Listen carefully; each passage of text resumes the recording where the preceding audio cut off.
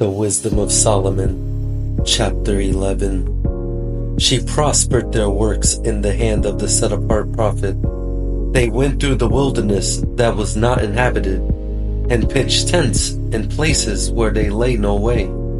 They stood against their enemies and were avenged of their adversaries. When they were thirsty, they called upon you, and water was given them out of the flinty rock. And their thirst was quenched out of the hard stone. For by what things their enemies were punished, by the same they in their need were benefited. For instead of perpetual running river troubled with foul blood, for a manifest reproof of that commandment, whereby the infants were slain, you gave unto them abundance of water, by a means which they hoped not for, declaring by that thirst then how you had punished their adversaries. For when they were tried, albeit, but in mercy chastised, they knew how the wicked were judged in wrath and tormented, thirsting in another manner than the just. For these you did admonish and try, as a father, but the other, as a severe king, you did condemn and punish. Whether they were absent or present, they were vexed alike.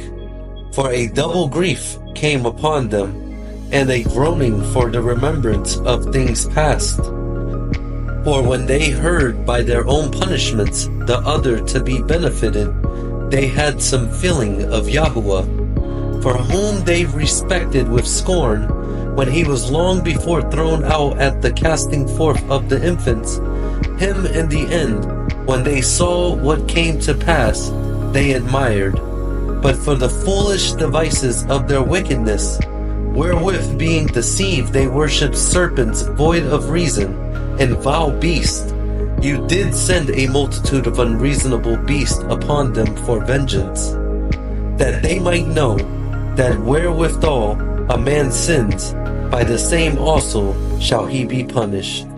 For your almighty hand that made the world of matter without form wanted not means to send among them a multitude of bears, or fierce lions, or unknown wild beasts, full of rage, newly created, breathing out either a fiery vapor or filthy scents of scattered smoke, or shooting horrible sparkles out of their eyes, whereof not only the harm might dispatch them at once, but also the terrible sight utterly destroy them. Yea, and without these might they have fallen down with one blast, being persecuted of vengeance, and scattered abroad through the breath of your power.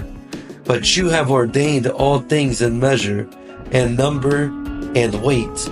For you can show your great strength at all times when you will. And who may withstand the power of your arm? For the whole world before you is as a little grain of the balance, yea, as a drop of the morning dew that falls upon the earth. But you have mercy upon all, for you can do all things, and wink at the sins of men, because they should amend. For you love all the things that are, and abhor nothing which you have made. For never would you have made anything if you had hated it. And how could anything have endured if it had not been your will, or been preserved, if not called by you? But you spare all, for they are yours, O Yahuwah, lover of souls.